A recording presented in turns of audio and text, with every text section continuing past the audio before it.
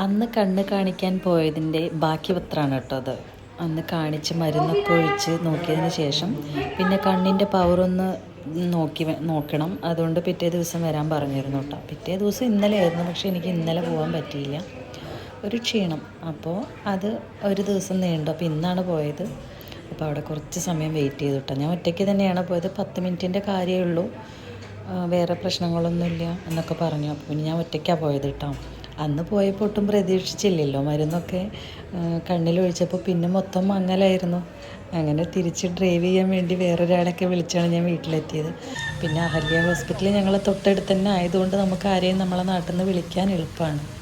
അങ്ങനെ അവിടെ നിന്ന് വരുന്ന വഴിക്ക് ഞാൻ നഴ്സറി കയറിയിട്ട് കുറച്ച് തക്കാളി തൈയൊക്കെ വാങ്ങിച്ചു. ഇവിടെ ഉള്ളതൊക്കെ കഴിഞ്ഞു തുടങ്ങിയിട്ടുണ്ടായിരുന്നു, അല്ല നാശമായി തുടങ്ങിയിട്ടുണ്ടായിരുന്നു.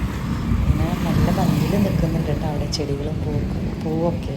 പിന്നെ അതൊക്കെ കഴിഞ്ഞ് നമ്മൾ വീട്ടിലേക്ക് പോകാനായി. ഇനി നമുക്ക് വീട്ടിൽ പോകാം കേട്ടോ.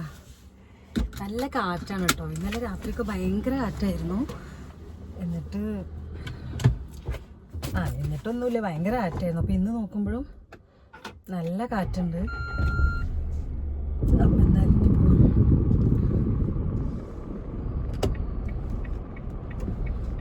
വീട്ടിൽ പോയിട്ട് വേണം ലഞ്ച് റെഡിയാക്കാൻ. പോവാ.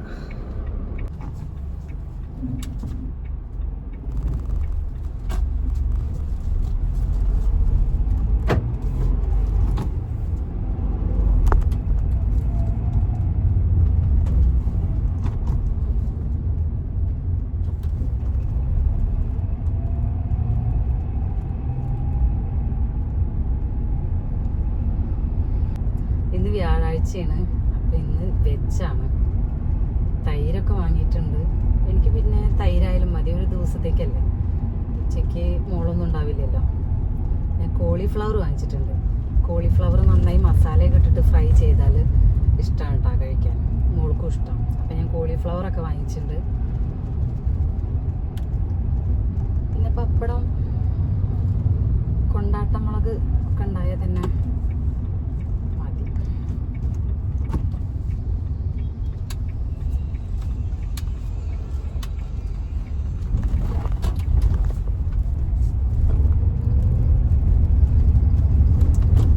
നല്ല വെയിലുള്ളൊരു ദിവസമാണ്.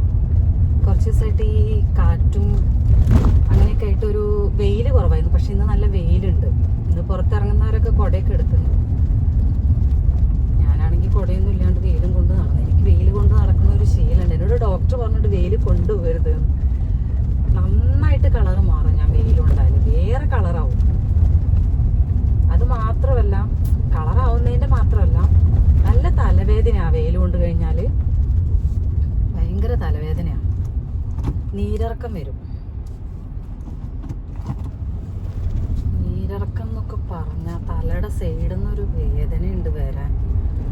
അതങ്ങോട്ട് വന്നാൽ ഭയങ്കര ബുദ്ധിമുട്ടാണ്.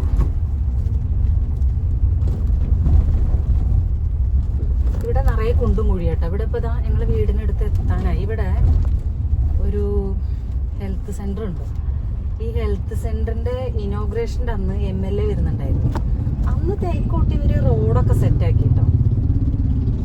അത് ഇനോഗ്രേഷൻ കഴിഞ്ഞ് ഒരാഴ്ച കഴിഞ്ഞപ്പോഴത്തേക്ക് റോഡ് പഴയ പോലെ ആകെ കൊളായി. എന്തിനു പിന്നെ അവർ വരുന്നന്ന് അങ്ങനെ ശരിയാക്കണ? അവർ അന്ന് ശരിയാക്കേണ്ട ആവശ്യമില്ല.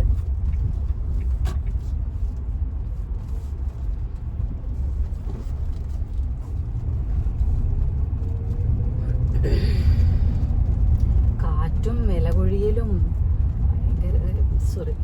ഈ ഭയങ്കര എന്നുള്ള വാക്ക് എൻ്റെ നിഘണ്ടുന്ന് ഞാൻ ഒഴിവാക്കേണ്ടതാണെന്ന് തോന്നുന്നു.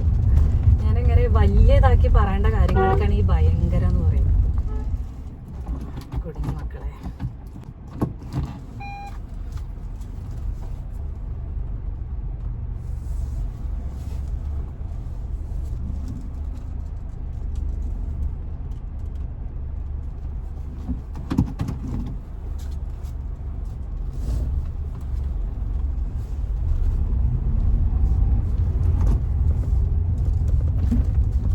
ചില സ്ഥലത്തുനിന്ന് ചില വലിയ വണ്ടികൾ വരുമ്പോൾ രാവിലെ നേരത്തെയൊക്കെ ഉണ്ടല്ലോ, ഒരു 7:30 ശേഷമൊക്കെ ഇത് കൂടെ പോകുമ്പോൾ കുറച്ച് ടാസ്ക്. കാരണം നിറയെ സ്കൂൾ വണ്ടികൾ പോകുന്നുണ്ടാവും. അപ്പോൾ വലിയ ബസ്സല്ലേ ഒക്കെ.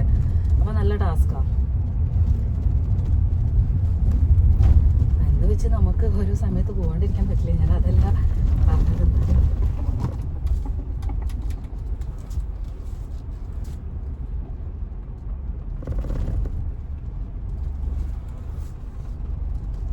മിനിയാന്ന് ഇപ്പൊ വരാം എന്നൊക്കെ പറഞ്ഞ അമ്മ ഉണ്ടായിരുന്നു ഇവിടെ. അമ്മയുടെ അടുത്ത് ഗേറ്റ് ഒന്നും അടയ്ക്കണ്ടെന്നൊക്കെ പറഞ്ഞ് പോയതാ ഞാൻ.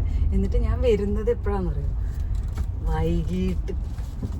ഒന്നും വിചാരിച്ച പോലെ നടന്നില്ല, ഒക്കെ നേരം വൈകി.